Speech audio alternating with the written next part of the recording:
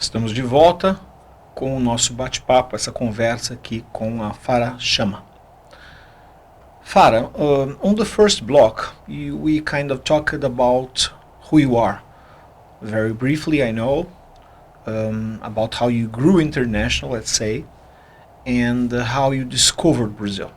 The word that comes to my mind is the word joy, alegria, as you said. And now I want to change gears here, and I want to talk about education. I know you started your academic career, let's put it this way, studying law, and then you kind of changed your path and you went into political sciences. I assume it has a lot to do with the way all this contact with the Western world, with the way you evolved led to that, right? Well, I want to start this block with you commenting on that and giving me your vision of the way you made your way into political sciences. After doing a year of law and deciding to move to politics like this wasn't very easy. It was a very difficult decision because I had my parents who weren't with me because my parents like the law idea. But this choice was made because of my questioning and my confusion. After having questioned why I was in law and having found out that I'm in it mainly because of the money, mainly because of how financially successful I might be, speaking different languages and working in a law firm, I'm gonna come out with a lot of money. In Dubai, there's this idea. And as soon as I found out that this is why I'm doing law, I couldn't.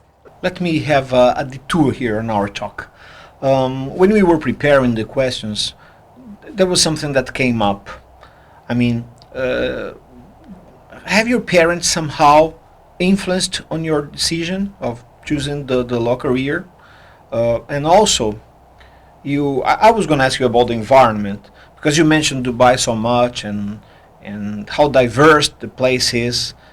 Has it also influenced you? I want you to talk and tell me about the way or how you came up with the idea of doing law in the very first place. Okay, so before, right? Not only now, but how did it start? Well, no, it wasn't my parents that told me do law. No, my parents left it very open. They were always, the supportive parents that wanted to know. But when Sorbonne opened in Abu Dhabi, in the United Arab Emirates, Sorbonne is a university that's very known for law. So when the university opened, I was, intrigued. I wanted to know more about university and about law, about this law thing that everyone talks about. French law is the base of laws. Everyone says that. So I was intrigued. I liked the idea. I thought I'd be, interested in studying this course. And when I told my parents, they happened to like the idea very much. I didn't know about law very much when I first. You're the oldest? You have brothers, No, I have sisters? an elder sister, 25 years old. Okay. Did she do law? No, she didn't do law. My sister did design and did literature and philosophy for her master's. So no, we were always very free to choose. I was the one to guide myself into the law department. But my parents happened to be happy about that. And after a year, they thought, I'm going to continue and go for my dream law job. But after a year, after asking myself all these questions, what do I want to do? What am I doing here? And I became a little existential, asking myself, what am I doing in life? Am I doing what I want? Am I not?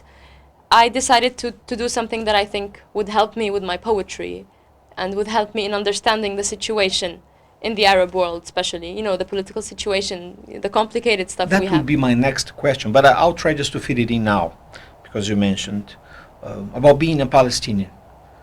It's a very specific case. I mean, you're born in Dubai, but you don't even have a passport. So I figure it gives you a lack of, you kind of do not belong to the place.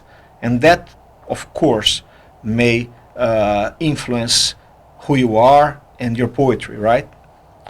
And has it influenced as well your academic choice? Tell me about it. Yes, very much.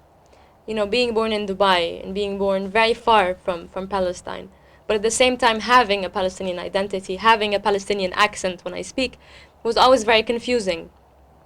So, and I realized that I don't have enough knowledge about it. This is something very important. When you feel like you're, I tell people I am from Palestine, but in the same time, I feel like I don't know so much about the situation. So this lack of knowledge really pushed me to go through to go into politics. Not this negative idea of politics. No, this politics that I want to be illuminating for my mind, for me to understand and to write on this Palestinian cause that I think is very important, and that has always been very important. Well, here I'd like you to comment a little more about the passport issue. I mean, you mentioned before when we were not taping about this 70% people that are Emirati and 30 that are not, and the privileges and all. How does it work? Can you develop your ideas on that? Yes, in the United Arab Emirates. So usually Palestinians that have been born out of Palestine have, and that whose parents have moved to either Syria or Lebanon or Jordan or where else? Lebanon, Syria, Jordan, Egypt. You have people around Palestine usually get documents. They're called like a Palestinian document based in Syria, a Palestinian document based in Lebanon. So it's called wathiqa in Arabic. So usually we Palestinians have these documents, and these documents are very difficult to deal with. You always need visas everywhere you go. So, it's a complicated bureaucracy question that I don't know much about, to be honest. And being born in the UAE, in the United Arab Emirates, it's very hard to get a Emirati passport or an Emirati nationality. You say it's very hard. Is it very hard or it's impossible? It's almost impossible because in the Emirates there's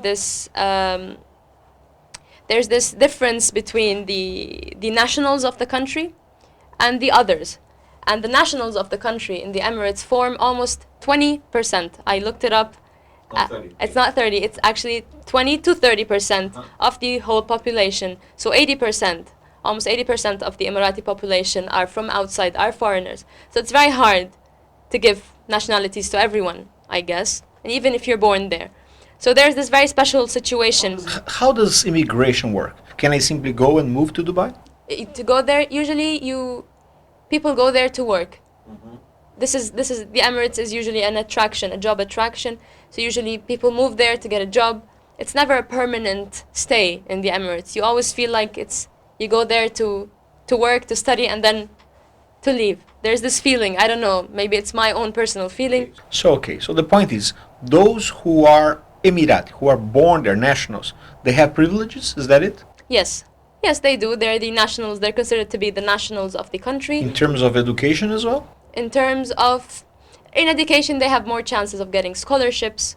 The government makes sure they're well off in the community. They have good education. They have housing as well. They have lands. I think they're given some lands. Yes, they don't pay as much electricity. So there are a couple of privileges definitely for the Emirati population. Interesting. What about discrimination? Discrimination between? I mean, being an Emirati and not being an Emirati, how does it work? To be honest, people sometimes use this word, the word discrimination, but I think it's a bit too extreme, because I think living in the UAE, studying in the UAE, I've been there all my life, I was born there, I cannot deny everything I've been given. I was sheltered in a country, I was given a lot of rights as well. So I don't think there's as much discrimination. I don't think it's that negative as a term, but there is a difference between those who come from out and those who are born, who are natives of the country. So no, I wouldn't use the word discrimination, definitely not. Okay, so let's move on to the third block, okay? In a minute. A gente volta em 1 minuto com o terceiro bloco, falando sobre como ela reflete tudo que trouxe nos 2 blocos, ou seja, poesia.